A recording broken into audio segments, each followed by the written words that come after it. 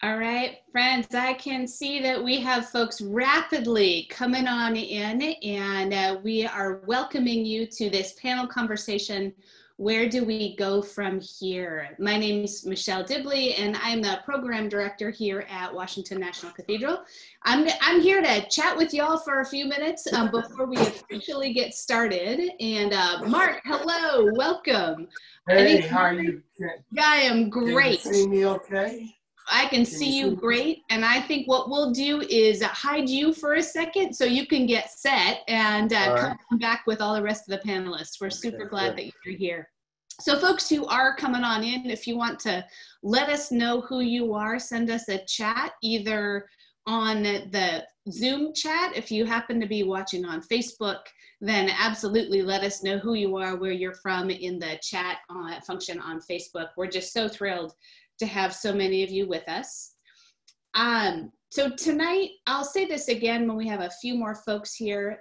We are so pleased to have such an esteemed panel with us, and we are excited about the conversation that they will be having with one another and with Dean Hollerith and Canon Missioner Leonard Hamlin, who are our co-hosts for tonight.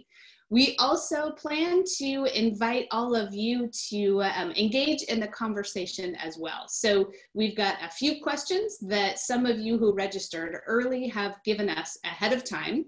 And during the course of this evening's conversation, we invite you to submit questions through either the Facebook chat function, and we have some folks who will make sure that those get to us in the Zoom conversation here in Zoom land. If you're in the Zoom conversation, we hope that you will use the Q&A function at the bottom of the screen. And I think this must be President Derick Johnson. Is that right? Yes, how you doing today? I am great. Thank you so much for joining us. I'm gonna let Margaret take your video off and put you the correct name on there so we know who you are when you come back on board. So just to circle back quickly around, we'll have some conversation among our panelists. We will then open it up and I will come back and visit you all and ask some of the questions that you all will be submitting for us on the Q&A function in Zoom or in the chat function in Facebook. So the tech team that we have supporting us tonight is Caitlin Toner and Hannah Phillips and Margaret Rawls, and the three of them are the ones who are gonna make sure that you can see and hear the panelists, that we get all of your questions and keep things moving as smoothly as possible. If you have a question about how any of this tech is working, then please put that question in the chat and one of those folks will do their best to get back to you and make sure that you can hear. So I am thinking that we are just about ready to go. So all of that said, we welcome your questions in the Q&A function or in the chat. We welcome your comments and conversation in both of those places as well. We hope you'll engage with each other. And it is my great pleasure to introduce Dean Hollerith, who will be opening us up with a prayer, and Canon Missioner Leonard Hamlin, who will be joining us this evening and has the privilege of introducing our lovely panelists. And I'm gonna step back and let you all engage in that conversation. Welcome. Thank you, Michelle. Michelle Dibley, our Director for Programming here at the Cathedral. Great blessing to all of us and does an incredible job creating some really wonderful programs here at the Cathedral. Thank you, Michelle. I'm thrilled to be with my colleague and good friend, the Reverend Dr. Leonard Hamlin, who's the Canon for Mission here at the Cathedral, who is the person who makes sure that we get off the top of this hill and that we are engaged in the life of the city, and that we are taking seriously our call to social and racial justice, and that we're doing the work that God has called us to do. And he'll be introducing our panelists in just a minute.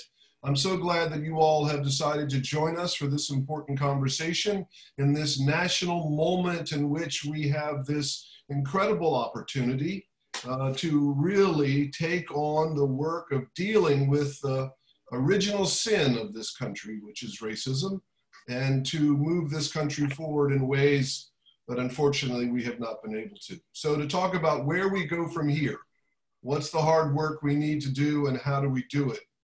We have a wonderful group of guests who are perfect to help us have this conversation. So thank you all for joining us. And if you are a person of prayer, I invite you to sort of bow your heads with me as I will share a prayer tonight. This is a prayer from our tradition.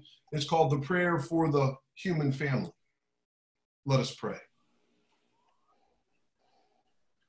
Oh God, you made us in your own image and redeemed us through your Son, Jesus.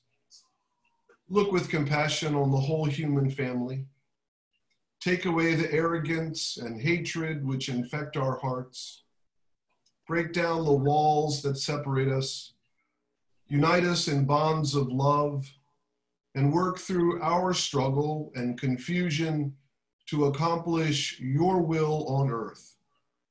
That in your good time, all nations and races may serve you in harmony around your heavenly home. Through Jesus Christ our Lord. Amen. Now I'll turn it over to Dr. Hamlin, who will introduce our guest tonight. I'm grateful for the opportunity to join with our dean, as well as such a wonderful group whose voices are needed for just such a time like this. And so we're thankful for all who are joining us, and grateful for our panelists and our partners this evening for this conversation. And we'd like to welcome first, as we are stepping into the evening, we'd like to welcome the President and CEO of Opportunity Finance Network, Lisa Mensah. We're thankful for her being here, and as President of the nation's leading network of community development financial institutions, she has a great responsibility that she has undertaken and continues to work on as she helps CDFIs leverage public funding with private investment from mainstream financial institutions. As you have been working on this over the years, she brings quite a bit of experience to this, serving, of course, in the Obama administration as Undersecretary of Agriculture, and in this moment and time, helping us to find ways where we can not just look at one part of our community in the urban environment, but the experience of rural and urban together, which we'll look forward to touching on this evening. We'd like to welcome as well the President and CEO of the Thurgood Marshall Fund, Harry L. Williams. And so we're grateful to have him tonight as he serves as the President and CEO of the nation's largest organization, exclusively representing the Black college community. And so with the Members Institution, he has, of course, helped to transform the Thurgood Marshall Fund by leveraging, of course, the public and private and corporations, being able to secure, I believe, opportunity for our future generations, making certain that we are addressing the opportunities that are needed so that tomorrow will be an even brighter day. So we're grateful to have him. We're thankful this evening to have with us the President and CEO of the NAACP, Derick Johnson. We welcome you on this evening as he comes. He's the 19th President and CEO of the NAACP and has given his life as a veteran activist to dedicating himself to defending the rights and improving the lives of really everyone, as certainly you have come out of Mississippi and there, but we're grateful for your leadership and all that you're doing with such an historic organization that many of us hold dear, and the work that has been done, and looking forward to the work in the future. And we're also grateful to have the President and CEO of the National Urban League, Marc Morial. And as he comes on this evening, we're thankful for his presence, and that as President of the Urban League since 2003, he's been really a catalyst for change and helping to transform the 110-year-old historic civil rights, of course, advocacy organization. So we look forward to hearing of his experience, certainly as an elected official, as well as leader of the Urban League. but we're looking forward to all of these voices sharing tonight. And as the Cathedral, we're grateful to just be in partnership with you. Thank you, Leonard. Thank you very much for that. And welcome again to all of you. Thank you for being part of our conversation. I think it's important as we begin, and to echo the words of Dr. King, where do we go from here? But as we begin this whole conversation, why don't we take a second to step back and make sure everyone who's watching understands what we're talking about here in some ways, that we take a minute to define what is structural racism and what do we mean by that, and structural inequality around race. And so I'm not gonna pick on anybody in the group. I'm just gonna open that up to you all to help folks who may not understand what is meant by that term to really understand better. Don't be shy.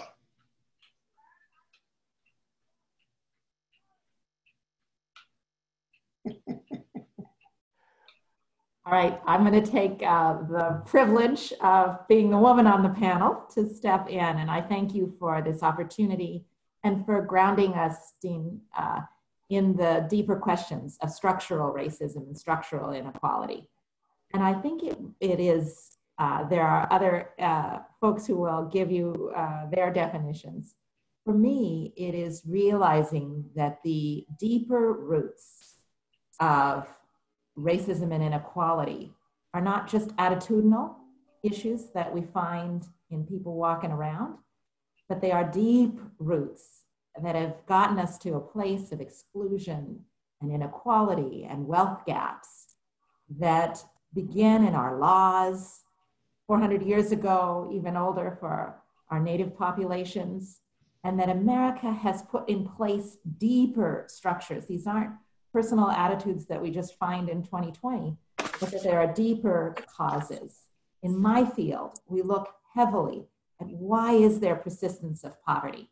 And we look deeper into systems of finance and systems of historical exclusion in the mortgage markets and in the reasons we have our healthcare system, the reasons that urban and rural areas grew in different ways, that all began these questions. So I want to just say that I appreciate a start of this historic question that King asked us to look at.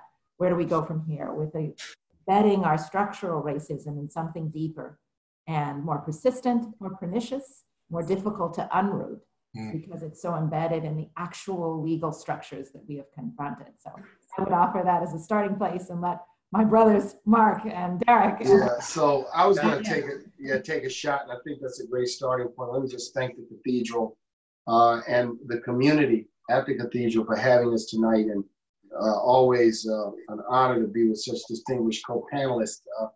I like to think of it this way. If in one hand I had a ball and that ball was made of stone, and the other hand I had a ball and that ball was made of clay. Structural racism is when the disparities in American life are fixed in stone. And they're fixed in stone in such a way as we believe that it is normal. It becomes the norm. What do I mean by the norm? Well, white wealth is 10 times that of Black wealth.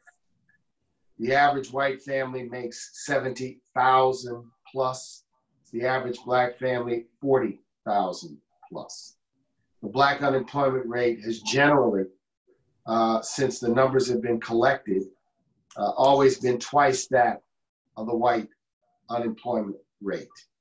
The white college graduation rate is roughly twice that of the Black college graduation rate. These numbers are fixed in stone. They've changed very little over the years in relative terms. And while a rising tide may lift all boats, the boat at the top of the tide remains at the top of the tide, and the boat at the bottom of the tide remains at the bottom of the tide, even if the bottom of the tide raises higher than the bottom of the tide may have been before. So structural racism is when we accept these disparities as being normal, and the perniciousness of American life has been the effort to define those disparities in terms other than race. It's behavior, it's upbringing, it's the natural order of things. It's that one group is innately superior to another, which is innately inferior.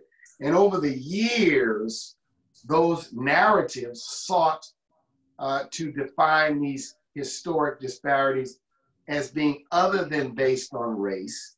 And this awakening now is a recognition that they are based on race, and that because we see them as normal, that means they're built into the structure of American life from top to bottom. And so fracturing it and changing it is a very difficult, tall order, but it is the order of the moment, the order of now that we attract this. And so for the audience, understanding structural racism, if you want, the easy example is the wealth gap, where white Americans have 10 times the wealth of Black Americans, and that number has been fixed for a very long time.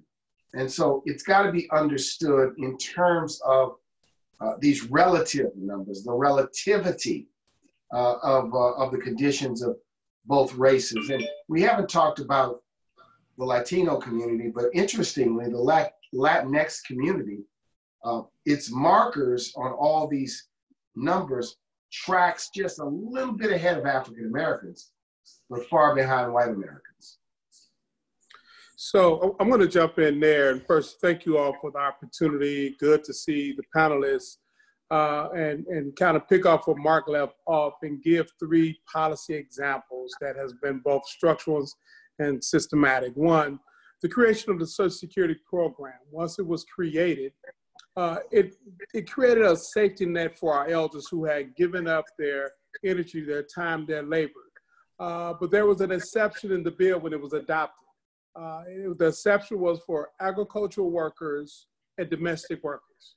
And when it was adopted, 80% of African Americans were agricultural workers and domestic workers. So we lost 2.5 generations of that safety net for our elders, putting more pressure on families to provide not only for kids and spouses, but also the elderly in our community. Second public policy that was adopted, FHA home mortgage program. It was a marvelous program that accelerated home ownership across the country. But the decision to allow local bankers and developers to determine who would be eligible for home mortgages and not eligible was so localized that it locked out the ability for African Americans to take advantage of that federal program while many others took advantage of it. And that was further accelerated after World War II when many suburban communities began to get planned developments, and we were locked out with restrictive covenants, and we were locked out because we could not leverage mortgages for home ownership. The #1 wealth creator in this nation is home ownership. And then you overlay that with school district assignments, that when it was the reality that we had to force the question of segregated schools across the country, not only in the South, but across the country, many individuals moved out of areas that made up school districts, devaluing the property of the homes, and they created enclave of separate school districts just outside of municipalities around the suburban areas. And it elevated the value of homes, and it locked out African Americans. And then from there, children born in certain zip codes were locked into a reality. Only a few of us could navigate and get out of that reality. But if you were born into a zip code, you were born into homes that were devalued. You were born into families that had been robbed of the opportunity to accumulate wealth and had the burden of taking care of their parents and grandparents because they were domestic workers or agricultural workers, and you was locked into an educational system that did not provide the same level of quality of others. Those structures, those institutions, those systems created a deficit that we have not been able to come out of or repair. And even when we're able to navigate through an education system that demean our ability to really provide our wealth, we were confronted with employment discrimination where not only women were paid less, but blacks were paid less, and there were glass ceilings all the way around us, so we could not even advance in those scenarios. And when we could advance and move into the neighborhoods and get a house, there was a tipping point where your house, you pay one amount for it. Within 10 years, if too many blacks moved to that neighborhood, people moved out, then the value of your house, it goes down and you lose the equity in your home. Those are the structures that rob us not only of wealth, but rob us of the ability to receive quality education, rob us of the ability to care for our parents in ways in which their labor can be valued because they simply had no safety net. Those are the structures that continue to confront us. And we can compound that with environmental issues. We can compound that with the criminal justice system. We can compound that with mass incarceration. All of those are the structures that impede the growth of African Americans across the country. Dean, I first of all, thank you for hosting this very, very important conversation. I want to say good evening to all my colleagues on this panel. They have articulated very clearly the structure as it relates to how it is right now. I just want to add something that I think is important to lay down. I think this country is waking up. And what I mean by that, the structure, the physical structure of statues and images, they're coming down. And those are the systems that have propped up racism in this country. And for the country to say, hey, our young people are saying, hey, no more. We don't want Robert E. Lee statue on our campus. We don't want this symbol here, which is subliminal, that is still saying white supremacy is still there. So by tearing down those systems, you're tearing it down in a way to free your mind, just open your mind up. And I'm so proud of our young people who are taking these very courageous steps to hit this head on. And so I am optimistic about the future. I'm excited about what this country is going to become. So your title is very appropriate. Where do we go from here? And I think we're going to go, and it's going to be a brighter light, and it's going to be a positive light for this country, but it's ugly right now. And we got to get through this, and we will get through it.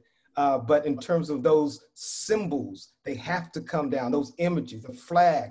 I was so proud of the state of Mississippi when they went in and took the Confederate flag image. That was powerful. That a son of the South. That's a major, major step in the right direction of tearing down some of these structures that we are talking about here. You know, we're grateful for the responses that have been given.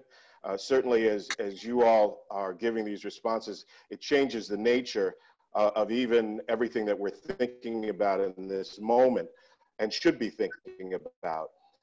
As you've talked about where we are, from your perspectives, what should we be looking at now, and what should we be taking advantage of in this moment as we look ahead?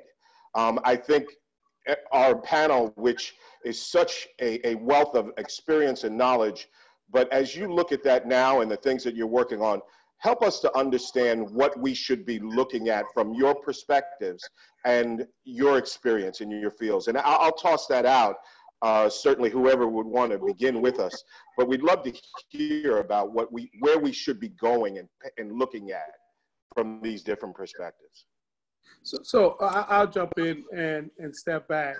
You know, we are in a unique moment, a moment where you look at the peaceful protesters across the country. It looks like America. It's black, it's white, it's young, it's old, male, female. It's a beautiful sight. We are also in the moment where corporate America have at least verbalized that there is an issue of racism in this country. We have not seen that at the level we've seen it today. But that third leg is the most important leg to me, and that's the leg of the November's election. It's not about being partisan. It's about actually ensuring that we all take that value proposition that we're seeing displayed with peaceful protests, that we should be a nation that calls for a level of equity and justice, that all lives should be respected, especially Black lives. in this moment. It cannot be disregarded. And we take that value proposition to the polls in November to ensure policymakers who receive our votes also share that value proposition or understand that value proposition, because in that power moment, it sets the table for public policy changes.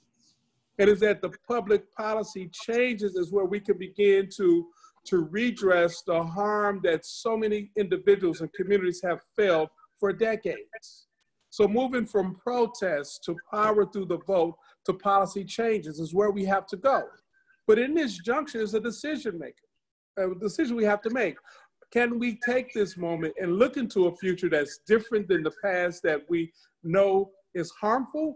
Or will we take this moment as a symbolic moment and then go back to our comfortable seat, and then we end up retreating back to where we've always been, and where we've always been is an equitable system? Yeah, I think Derick has sort of nailed the question perfectly, and that is, how does protest translate to policy? And I think it's important to walk through the history of great social movements in America. And the civil rights movement was a great social movement. It really began in the 30s and the 40s, or really it began in 1909, in 1910, when the NAACP and the National Urban League were founded. It began in the aftermath of the Plessy v. Ferguson decision. And that was a determination by African Americans with allies to resist what Plessy meant, separate but unequal. And that movement forged forward in great resistance to many of the things that were happening. The early stages, it was an effort that to this day was unsuccessful to pass through the Congress of the United States an anti-lynching law. 1922, the House actually passed an anti-lynching law. It was blocked by, guess what? Southern filibusterers in the United States Senate. Moving forward, it was NAACP lawyers in the 1930s and 40s which began to lay the groundwork for the case of Brown versus the Board of Education. There were many cases that were filed in the 30s and the 40s attacking segregation in graduate schools, in state courts. The resistance movement always had a public policy objective, an effort to change a law or a system of laws.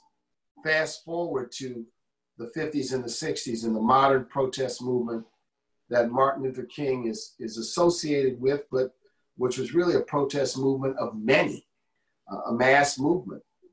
It had, in the 1960 election, as African Americans' votes were being competed for between Nixon and Kennedy, a call for a Fair Employment Practices Commission, a national commission, which ended up being the Equal Employment Opportunity Commission as it was passed into law.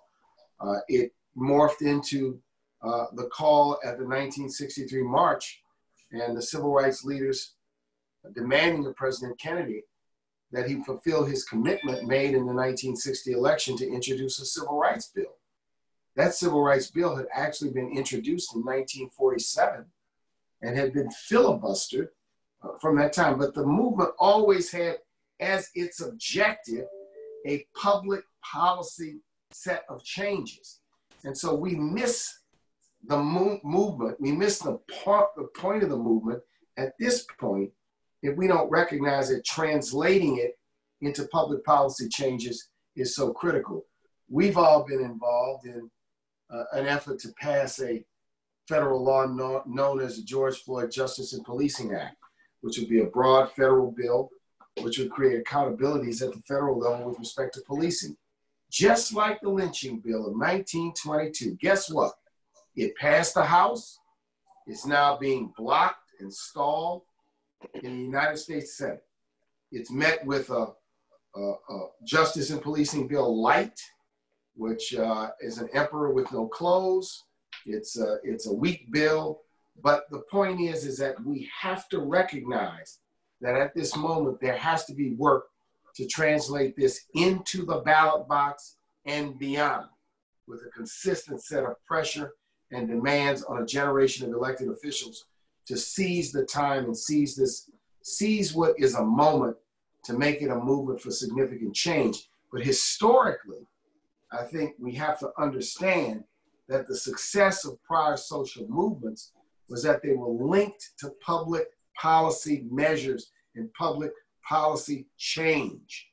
They were protests with purpose. And so in this movement, we all have roles to play, to protest and organize, to be involved in the effort to register, educate, and get people out to vote, architecting and initiating public policy change. And I really believe that, ladies and gentlemen of the audience, building that connective tissue is what is so important. We cannot allow this point to simply be a 6-week movement, a 2-month movement, a 2-month moment, if you will, and not transform into a serious, long-standing movement for change.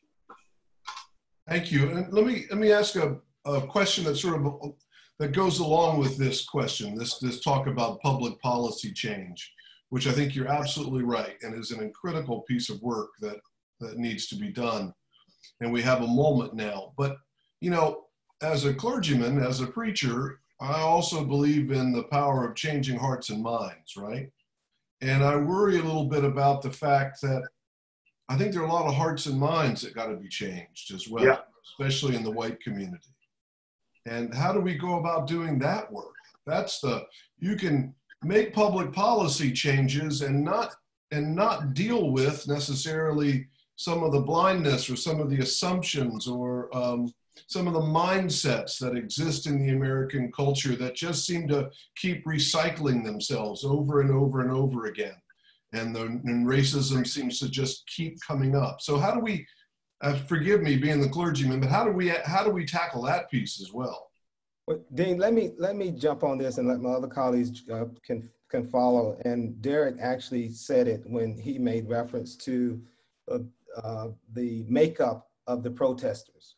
Something is different about this. I mean, it's just something is different when, as Marc referenced, the historical nature of the civil rights movement.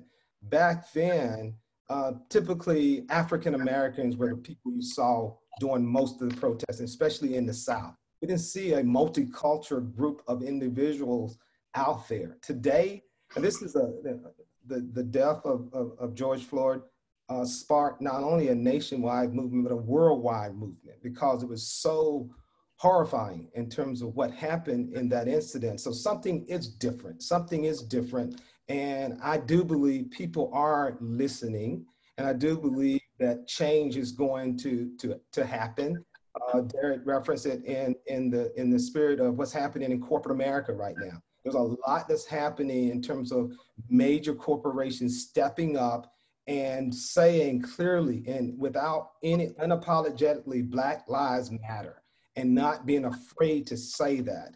And you wouldn't have gotten that out of Lyndon Johnson back in the 60s when all this was happening. There's no way that would have happened. But now to say that it can flow out and you see it, I live here in Washington, D.C., and it's all around. This generation, I believe they are trying and they want something to happen. And as Marc referenced, policy will come, but there's a lot of emotions that's happening right now that's sparking this movement. So I do believe that this is something that's a little bit different than in the past in terms of the spirit of this nation and the people that are involved in this. I wanted to say amen to what Harry said, but I think the course of changing hearts and mind is not only how we use our feet in a protest or our mouths when we speak out or write, but I also think it's how we use our hands and how we use our pocketbooks. And I think that can also influence our hearts and our minds. And I think here's where our hands need to be. I think everyone has that experience of when you actually show up to volunteer, or when you actually meet another human being, and I know it's harder when we're social distancing, but hearts and minds change when you're confronted with real people. And I think that's actually part of the power of movement, but it's also the power of the kind of organizations we all lead. And in my case, these are organizations that move money. It is the other place that beyond policy, we need to move economic change. And I would encourage that part of the journey to a changed heart and a changed mind is seeing something different, is putting your money at work in a different way that allows you to take part of the journey of seeing change happen. And if I can reference my brother Marc's point about stone and clay, I think we can see clay instead of stone when we see how things can change. So if you see one of the credit unions that is part of my network, or you experience what it's like to see a loan fund take more risk and in supporting a different kind of business, or building a new daycare center, or building a new health center, you start to see something different. So I'm going to encourage that as all of you who walk in faith and who desire to take another step forward in hearts and minds, that part of how we change that is to have a new experience, to give. And if you can't do it with your hands, then with your pocketbook, because there are an army of people who have been working through these decades of movement to bring on the next change we need, which is a change in economic inclusion. So I want to add something to this. I think, Dean, you asked an important question, and I'll say this is where faith leaders and the faith community have to play a very important role, because it is within the ability to interpret the teachings of faith that people's hearts and minds can be open. I mean, Martin Luther King said 11 o'clock on Sunday is the most segregated hour in America. No doubt your church, the Cathedral, is an exception. But most churches in America, most houses of faith in America, I should say, are very segregated. They tend to be segregated in some instances by race and class and ethnicity and political disposition. It's the reality of the 20th century. Imagine a concerted effort by faith leaders, interfaith leaders, ecumenical faith leaders, who would stand up both publicly and privately to declare that racism is wrong and inconsistent, with the teachings of the Bible, the Quran, and the Torah. That we need the voices, those of us in the secular world, whether we're civil rights advocates, role I play now, elected officials, a role I played in my previous work, have opportunities for impact and limitations on impact. If this movement is different, it may be different in this regard. This nation respects political power and economic power. From time to time in our nation, moral power comes to the fore.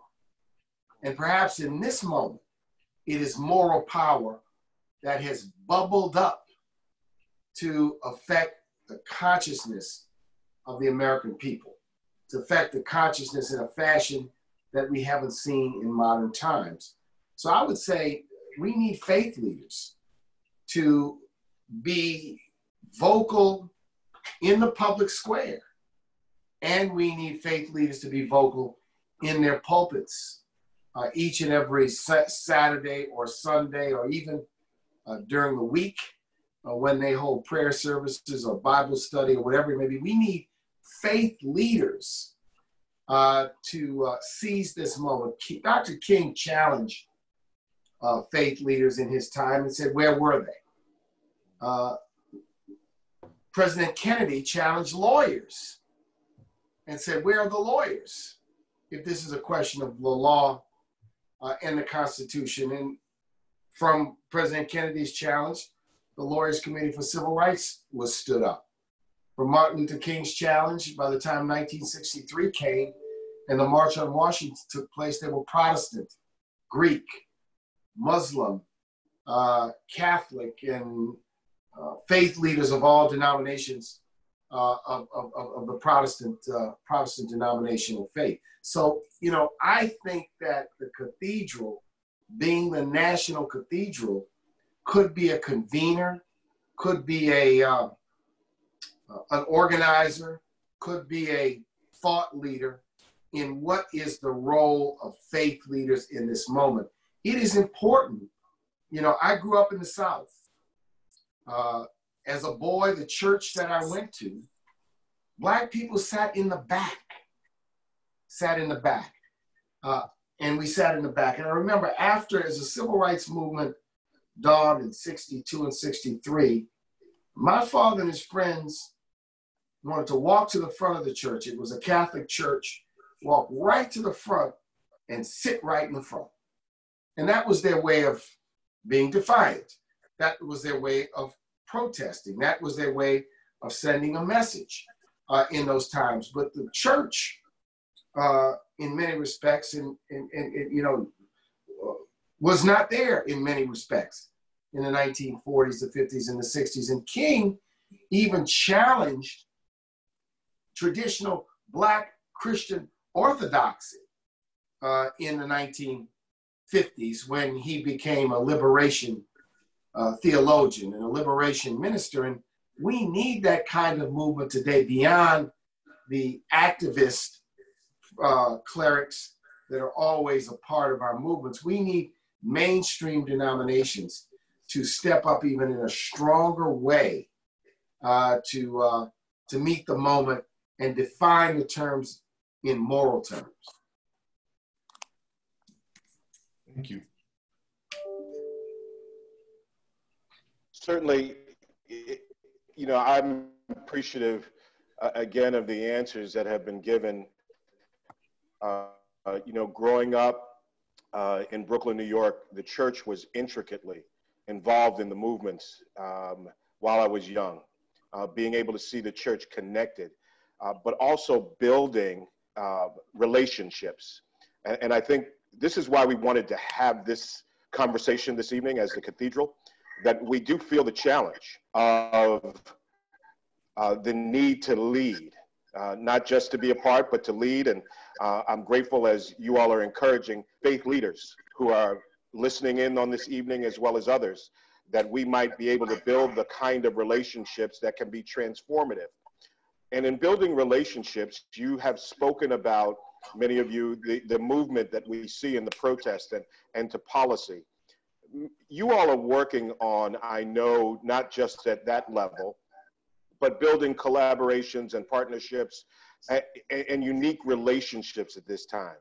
Can you speak organizationally to some of the unique relationships that are coming out of this moment or that you're working on, of those who may be coming to the table, and how it is affecting particular areas of your focus and expertise? I'd like to say a word about how our institutions, which are largely, you know, credit unions, loan funds, small banks, and venture funds, all dedicated to serving poor communities in areas that banks can't reach, have experienced this time of pandemic. You know, we're in the middle of a health crisis, but it hit so unequally our communities that it actually has opened up new possibilities. We had the head of Bank of America speaking on national television saying we need our CDFI partners, our community development finance partners. So did the whole head of Goldman Sachs. We had people reach across the aisles, the Marco Rubios working with the Maxine Waters to push policies that would build our institutions into the work. I mean, frankly, the administration first left out many of the important community development financial institutions in its early programs for reaching people with paycheck protection program dollars. We had people stand up and say, we can't do this without you. And that's really a first, to be recognized for the glue we have played historically, and we must play in the future. We've had a chance to build some corporate partners. Derick alluded to it, but corporations like Google and Netflix stepping up to say it is unacceptable to leave the injustices and gaps. And we want to partner with those who we feel will be effective in reaching into our communities. Now, these might have been on my aspirational plans for the next 5 years to pursue these partnerships, but here's a horrible sickness and crisis that's opened opportunities. And I think while this election is vital for us, there's 4 months to go. And right now there are budget decisions in front of us. You know, King said in the speech, where do we go from here? Don't fool yourselves. There are larger economic problems confronting the African-American, he said, Negro community. It will only be solved by billions of dollars of federal programs. And all of a sudden, we have a chance in the middle of a crisis to start moving questions that were heretofore unthinkable. You know, Democrats introduced a bill this evening, which will do more. And I think that the partnership point can't be minimized. This is a rare moment when both sickness and the moral outrage of systemic racism allow people to step across lines. And here's going back to Marc's clay point, to look at things that have been working already. You know, out of church basements grew credit unions. Out of, you know, women religious grew the first investments in things like CDFIs. That's been 40 years ago, older in some cases.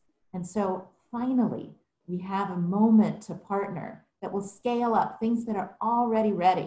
Things don't need to all start from scratch. And I think that's the promise of the moment, to start redirecting both personal and private funds, and also our public purse to things that are vastly needed. And we have a rare consensus that status quo isn't getting it done, and that mainstream can't do it all. You need to help Main Street and deeper by some specific intervention. That's always been true in a capitalist system, but now it seems even more true. So I thank you for raising the partnerships. They will matter. They're starting to come, and more need to happen. Yeah, you know, and I really appreciate the way Lisa is staying focused and on point. You know, during the time of the Civil Rights Movement, there was an ongoing debate. And in that debate, and I'm paraphrasing from many of the veterans who I sit around and I listen, it was this conversation about what's next after the March on Washington. That people organized and they got there and it felt good. It was euphoria, only for many of the participants to load back up on buses and trains and cars to go back to the same depressing reality they left, particularly in the South. And many of those individuals, particularly in Mississippi where I reside, they began to ask the question of there has to be more. And it was this fierce debate about appealing to man's heart or appealing to the power dynamics that make up this nation. And in that debate, you know, they concluded that, you know, the heart is a special thing, and metaphorically, but in many cases, it's just another organ in the body. And that the hard work is in the action that's taking place, in the public policy, and then in the resources. And so they laid out a strategy around voting, Mississippi Freedom Democratic Party, a strategy around exploitation of labor, sharecropper strikes in Leland, Mississippi, a strategy around access to health care, which started the federally qualified health clinics across the country. And continuation of the strategy of school integration, the multiple lawsuits that were filed to force the Brown Decree. And as each time I hear those veterans talk about it, they recognize that building unique relationships had to be a part of the strategy as well. because when it was only blacks making the right appeals or pushing, it wasn't enough. There had to be other people who felt and recognized that the humanity that lived in individuals should be respected. And so with Freedom Summer, the debate was, do we invite young kids from the North to also come in to participate? And that debate was settled by Fannie Lou Hamer. Because in that conversation, it was, no, we should, we're making so much ground. And Charlie Cobbs, he spoke, he said, well, I agree with the folks here, we should let them in. And Fannie Lou Hamer said, Charlie, you're not from Mississippi, we let you in. And because of that, it opened up the reality that it's going to take unique relationships to move the boulder.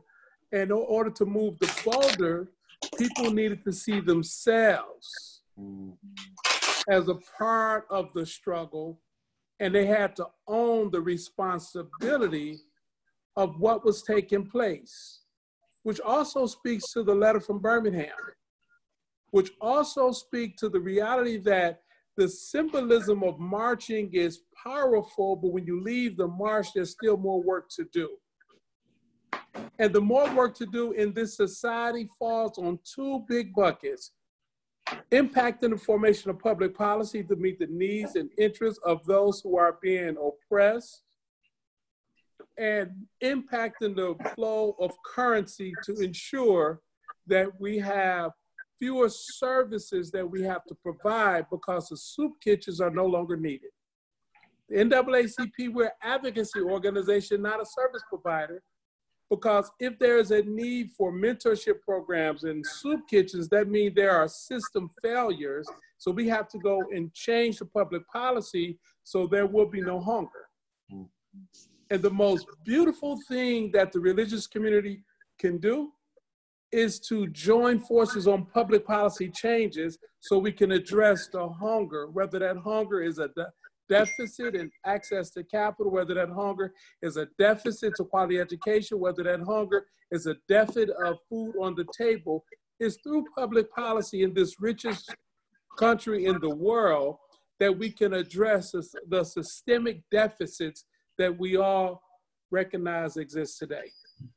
So I want to, bravo, excellent. I think Derick, that's powerful commentary. I wanted to add something, Dean, if you want, and that is, we must be mindful of the resistance to what we are talking about, and mindful to the community of resistors to what we are talking about, and the cleverness,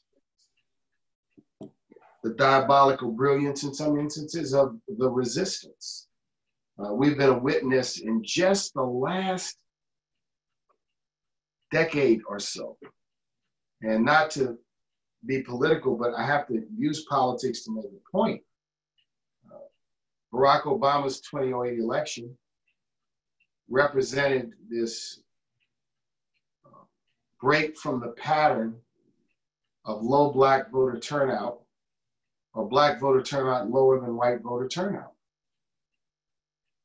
Barack Obama's election represented the first time a candidate was able to build a national campaign around small dollar contributions primarily, particularly online. Those that were not on the winning side in that election got to work. They initiated a lawsuit, which ended up being known as Citizens United, which struck down the contribution caps that had been passed just a few years earlier in a bipartisan fashion by Russ Feingold and John McCain to allow unlimited buckets of money, which had heretofore been prohibited, to come into the system. The resistors began a concerted effort to attack through the courts the constitutionality of particular provisions of the Voting Rights Act, notwithstanding the fact that at that point in time, the Voting Rights Act had been settled law for 50 years and had been reenacted with large bipartisan majorities multiple times. They got to work.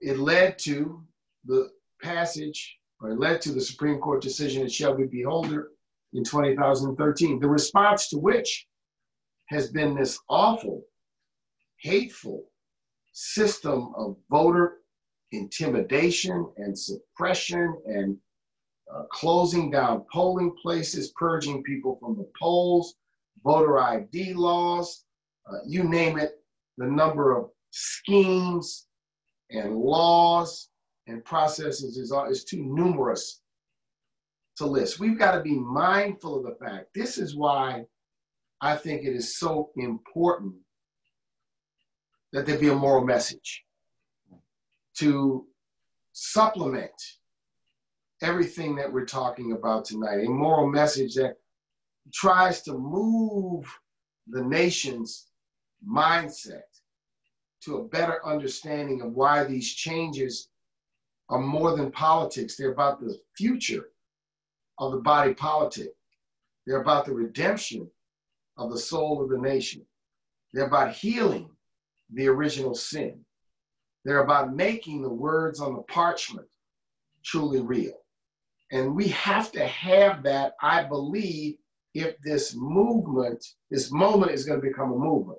We have to have everything that's about action and protest and voting and policy change. But I think we need the other dynamic and the other element. And again, it's an appeal for the role of those whose work it is central to their work in the clergy and in the faith community, is defining what is moral and what is not. Thank you for that. Let me also add, I think the question is around unique partnerships during this time, and this COVID-19 has created some really tight spots for us in this country, and representing the public HBCUs, 47 public HBCUs, and close to 300,000 students. Our students had to really go through a lot. It really put a lot on HBCUs. We immediately, when the COVID-19 hit and everything started closing down, our students had to exit off campus very, very rapidly. And 73% of the students who attend our institutions would qualify for the Pell Grant. And the Pell Grant is a entitlement program for the neediest students. And our students' family income is less than $20,000 for a family of four. So you can imagine that there was no extra cash laying around to get you off campus. And so we needed some immediate emergency type funds. And what we found during that time, that our corporate partners actually doubled down. They didn't run away, they doubled down. And they provided the necessary resources so that we could support our students when they needed $600 to go home, or $600 to pay the rent. And converting to online, in this day and age, you might think that's an easy thing to do, but our students is not. We had students who didn't have Wi-Fi connectivity when they went back to rural Alabama or rural Mississippi to be able to continue their education online. So it required some uniqueness in terms of partners coming up and saying, we want to help bridge that gap. So what it did, it exposed a lot of the inequities that exist on the HBCU campuses. But when we went to our partners, they actually doubled down and provided the necessary resources. But another unusual partnership was the U.S. Congress. Congress passed the CARES Act, and HBCUs were fortunate to be able to receive over $1 billion in funding to fill the gap. It's not a funding to say, hey, you're now going to be okay. Those dollars were just used to fill the gap because we don't have major endowments to continue afterwards, because these institutions are important to this country, but it requires people coming together and creating these unique partnerships to show and say that sustainability is very, very important. So what we're finding during this time, that people are stepping up, and the people that we at TMCF that we have partnered with are saying that we want to help and we want to do more. Partners like Apple, we want to do more. We want to show you, not only do we want to do more for your students, but we also want to provide the necessary resources that you need right now, immediately, to help serve those students. So we are working with them, and we will continue to work with them in a positive way, because there's nothing more important to us is making sure that our institutions are sustainable, because the HBCUs, as you know, help create the middle class, the black middle class. Without HBCUs, there will be no black middle class here in this country. So it's important to support those institutions. Thank you. And to hear about these partnerships is really good news. And I'm so glad to hear some of that. I want to stop us for a minute because we got about 500 people who are on watching this conversation. And the questions from the audience, so to speak, are just piling up. So I want to bring on Michelle Dibley, our Director of Programs, and begin to sort of have us take on some of the questions from those folks who are tuned in. Yeah, absolutely. Thank you. Thank you all for this fantastic conversation. I'm going to take a brief moment for a commercial break and a friendly challenge. So we know, because of all the things that are happening around the country, that there are a lot of institutions that are in financial need. And so Harry, you just described the ways in which financial resources can support students. And I think all of us are aware of those opportunities. So if you are able to share some of your resources with the Cathedral to help support programs like this, so we can continue to have these conversations and the worship that we do on Sundays, we would love for you to be able to do that. And here's a friendly challenge to folks on Zoom. Folks on Facebook are already donating, because it may make it easy on Facebook to do that. So we're going to drop a link into the chat. And so if folks are able to share whatever resources you have with us, and I think we also have some links from the partners who are with us tonight. So if you're able to share some of your resources with them as well, we would appreciate that. So with that said, we started this conversation earlier with a moment talking around voting. And there's a bunch of questions that came in ahead of time. There's some questions that have come into the chat around access to the vote. And I think I want to bring up one of the participants who has a particular question about making sure that people who want to vote are able to. But here's the question and the frame that I want to pose while Joy is coming on screen to join us. There's also been a thread here about what can I do in this space, right? We've heard that voting is important. So would love to hear Joy's question, and also to hear those of you who are speaking on this panel tonight talk about what individuals can do to ensure that we have what we need in November in terms of strong turnout, et cetera. So Joy, welcome. Hi, Joy, it's great to see you. Hi, everyone. Thank you for letting me join, and thank you to all the panelists. This is a wealth of information. My question is two parts in regards to voter suppression. What can we do to prevent the purging of legal, valid, registered voters prior to election? And then the second part is, because we've talked about it a lot tonight, how can the faith community support those efforts while maintaining a separation of church and state?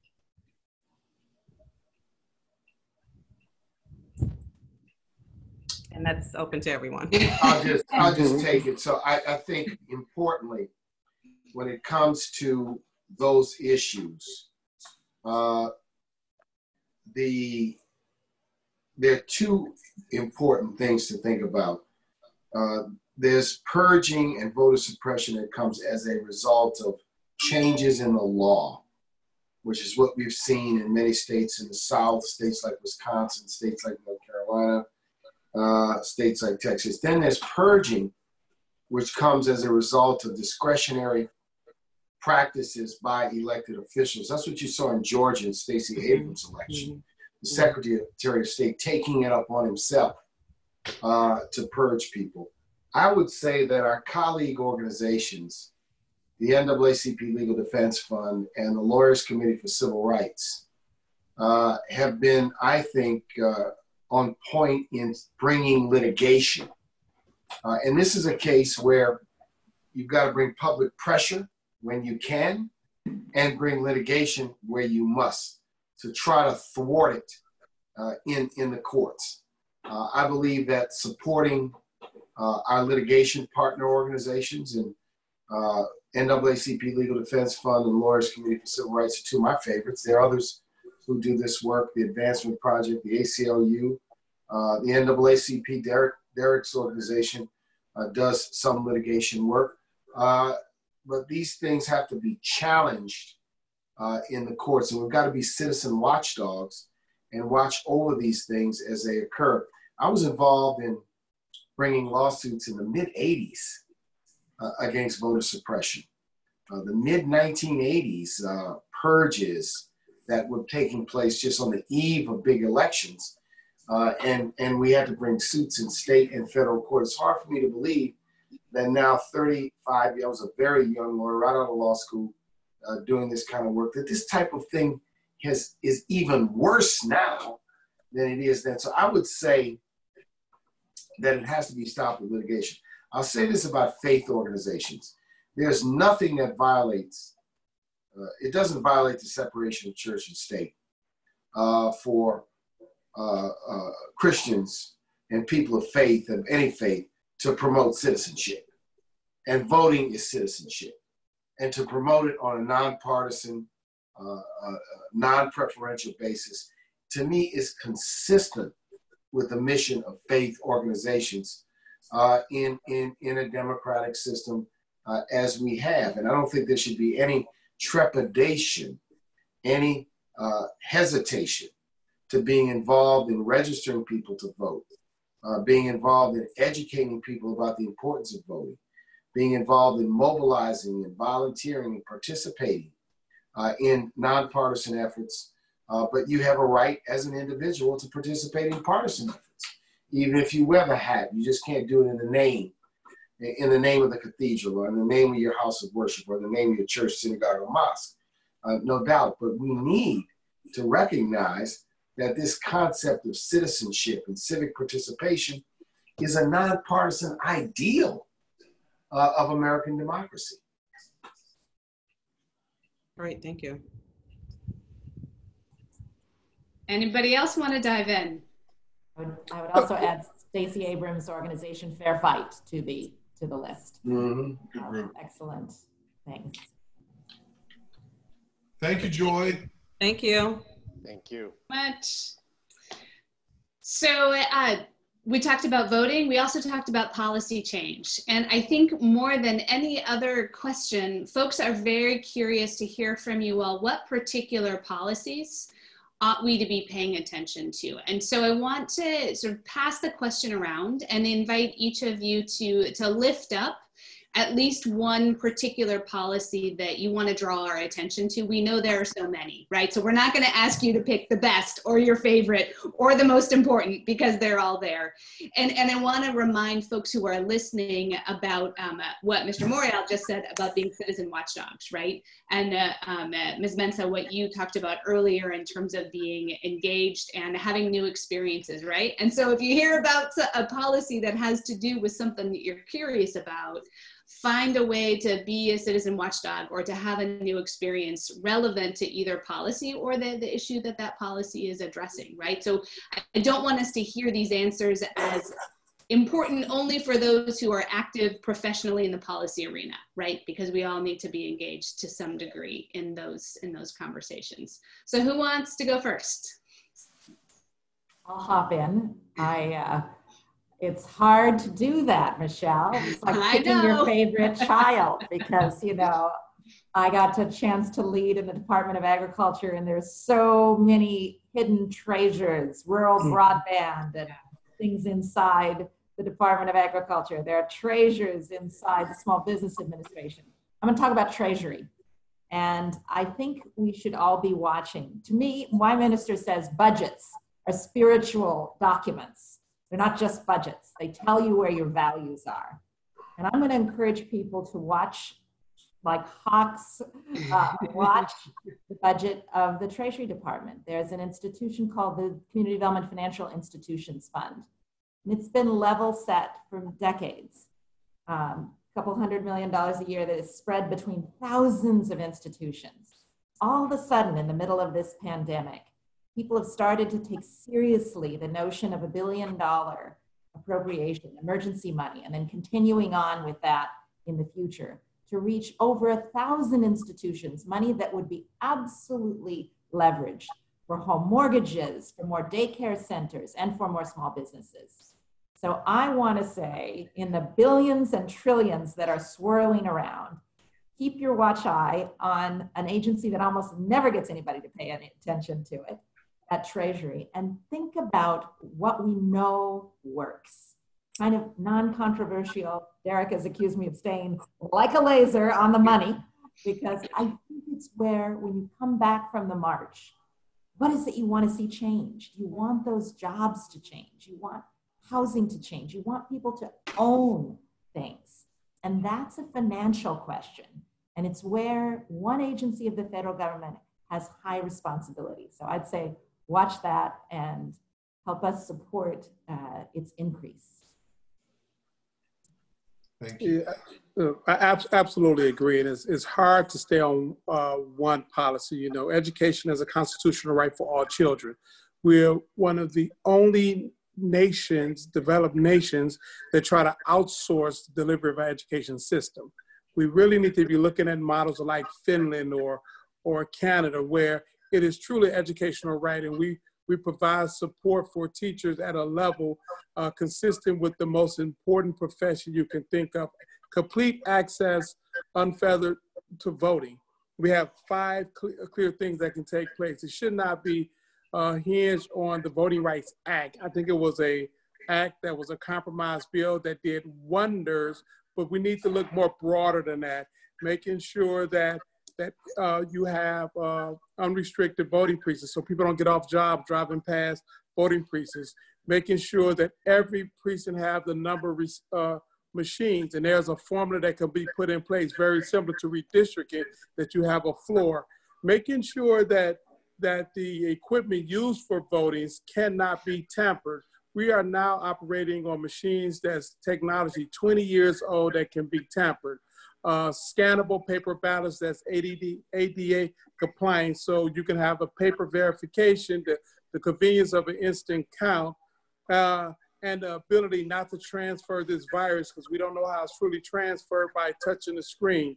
Making sure that we use the formula so that every county have the same number of precincts per capita based on the population, making sure that every precinct have the same number of machines per capita, just like we do for redistricting. That's just a few things. Do away with voter registration. It's a vote suppression method. Why do we need voter registration?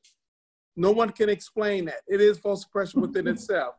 And I can list several other things. Housing policy, making sure we do away with all of the processes that eliminate access to qualify for mortgages, including the whole scam around insurance and credit. Why does someone need a credit score to qualify to get home insurance? Where I grew up in Detroit on Tyron Boulevard, you can live on one side of the street, which is the city of Detroit, and the cost of your insurance for your home and your car is triple than that across the street in Dearborn, Michigan. There is no difference in anything else other than a street that's only a small 4-lane street. I can go on and on. There are so many structures that need to be fixed through public policy, and all of those in a document can be identified in little time. We have an opportunity to do something different. The question is, will we have the public will in January to execute on it? And definitely the money. Let me jump in terms of policy. Congress or the House just recently passed the HEROES Act, and that's a major piece of legislation that will support our heroes that have done incredible jobs during this time that we have experienced with COVID-19. In that act, there's funding for HBCUs that would help fund infrastructure and Wi-Fi connectivity throughout the campuses. And this will be an opportunity for these campuses that are in the rural part of our country to have the same connectivity as other places. So we would encourage those of you out there who talk to your members of Congress and have them, especially on the Senate side, to pass that piece of legislation. And one other major piece of legislation that's important for students, especially poor students, not only students attending HBCUs, but students attending universities all across this country, is the Pell Grant, doubling the Pell Grant. The Pell Grant is an entitlement program. Again, is for the most neediest students. And that's another opportunity to help advance students so they can continue to move on through this journey of education.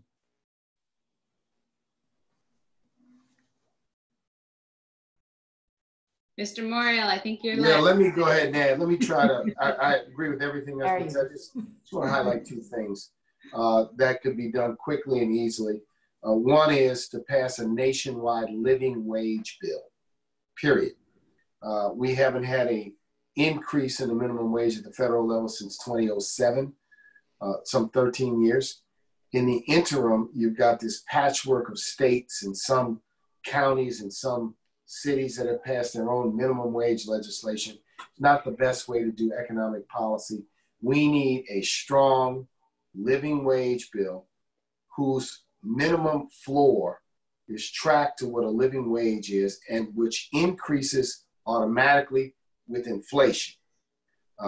This is what we need. It would be a powerful step that we could take towards making sure that people who work hard earn fairly. Such a provision would push up wages above the minimum wage, and it's simple and clean and easy to do.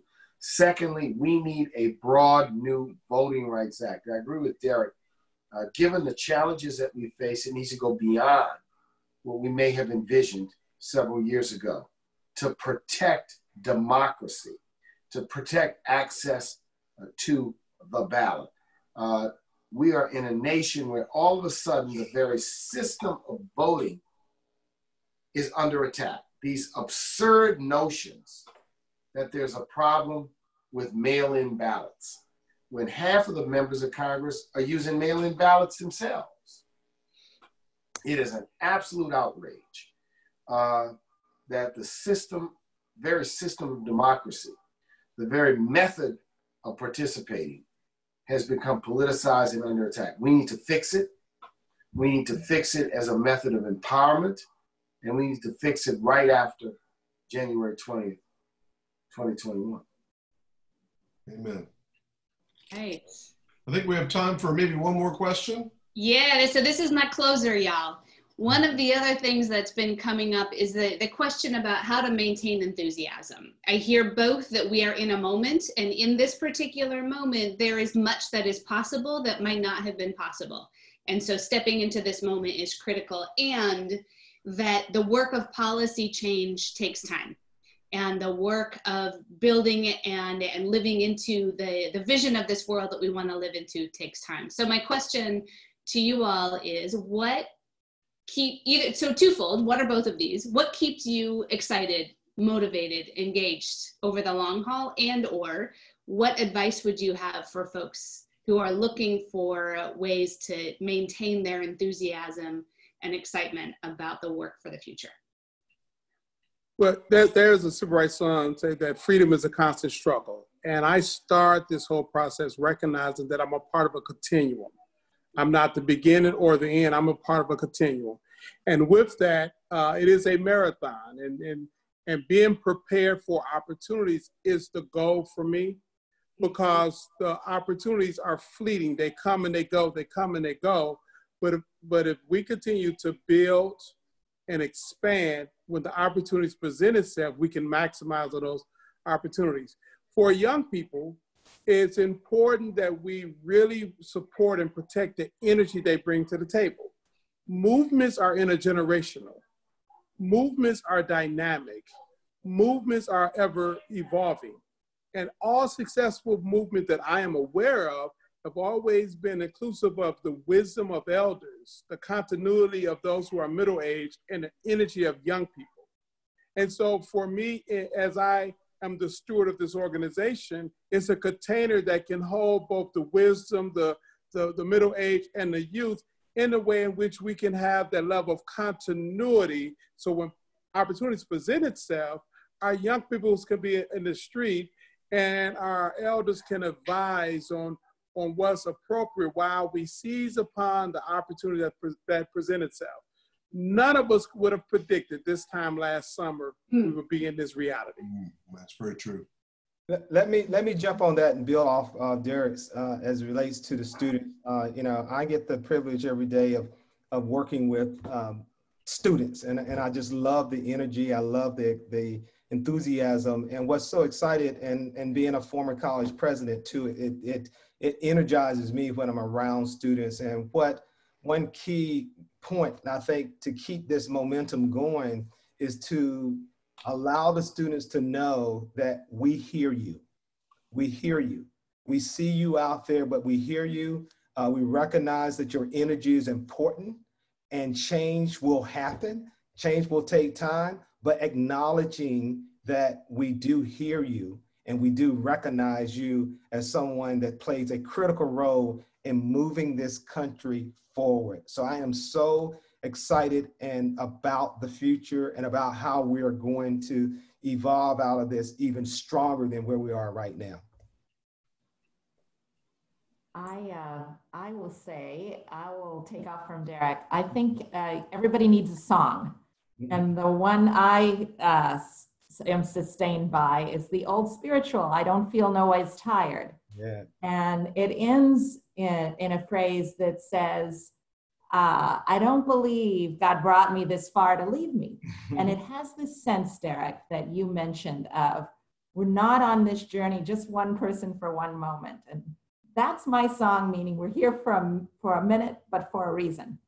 And I think the other way, if you don't have a song, but I encourage you to get a song. My other thing is to do, I feel energized by some wins, some inspiration, some things that are working. And for me, you need to go to our website, ofm.org, and find a CDFI, find some way to connect. And I don't just mean send them your money, but find some way to connect with the borrowers that are being helped. Because this is where you start to get a sense that the fight for the clay, that's what Marc said, not the stone of embedded racism, but the clay that can be shaped. You start to see, like the woman that spoke at our conference last month, and started a home health care agency when her mother died. And you start to see hope. And you start to see people that we took a bet on, that couldn't get bank lending, but started a business, changed their community, changed lives. That to me is how you keep inspired. You know, you find the people who are changing, you find the people who are helping, and you realize you can't feel no ways tired, because we are in this for the long haul, and we didn't get here just to be dropped. You know, there is the point to this fight, and we can make something of this place. I stay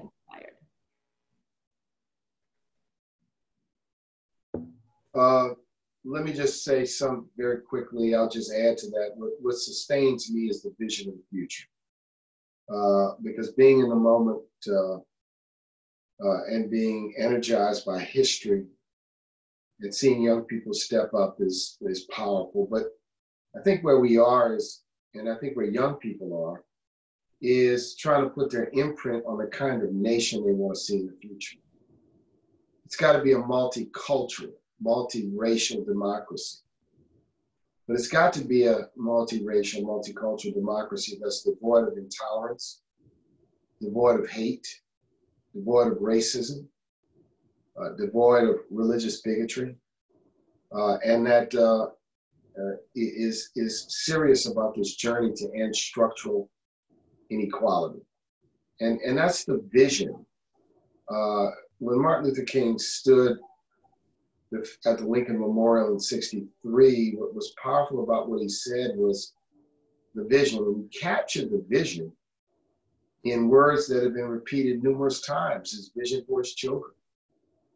His vision, and everyone could visualize what he said in those words.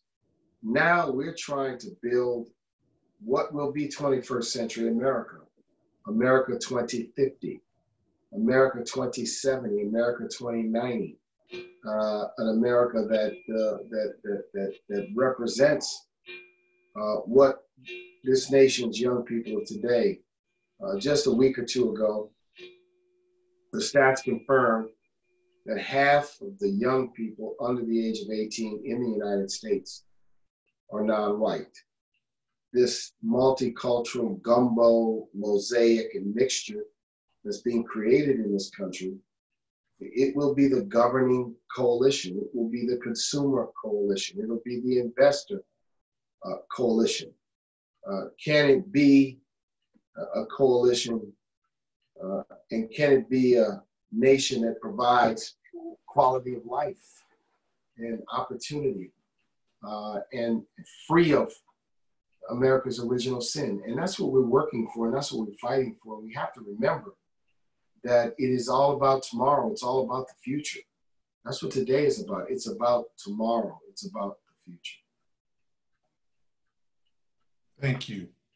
What a great group this evening. Thank you all so much. You know, God is good, and Dr. King is so right when he said the arc of the moral universe is long, but it bends towards justice, but it only bends towards justice if we keep bending it. So I want to thank all of you for the work that you are doing and for taking time to be our guests tonight. And the Cathedral is committed to being a convener to bring people together about really important conversations that need to take place in our country.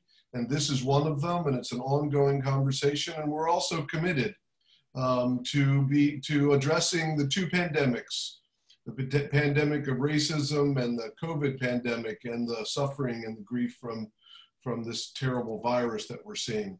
So we're committed to this work, and we're so glad to be able to share in some of it with you tonight. So my thanks to my colleagues, to Michelle Dibley and to Dr.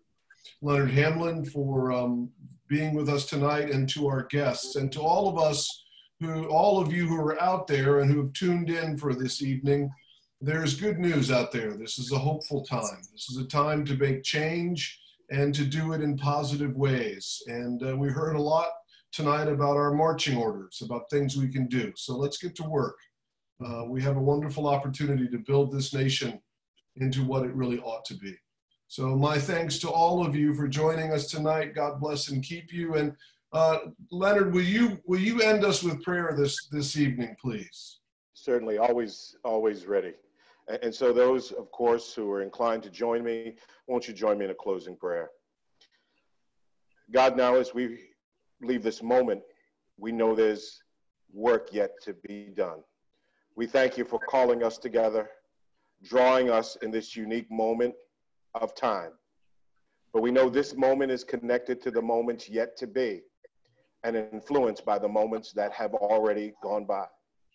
We ask now that they would be so tied together through our faith that we may be able to see further than where we are.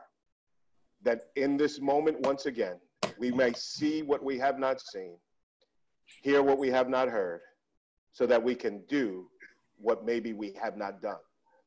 We thank you for this evening and ask now that we will all walk with the commitment that as we look into this moment, we are able to declare that no matter how dark it may appear, there's always a bright side somewhere. Let us focus on it and move in that direction. This we ask as we go on this night, and your blessings upon all. In your name we pray. Amen. Amen. Thank you. Thanks to all of you. God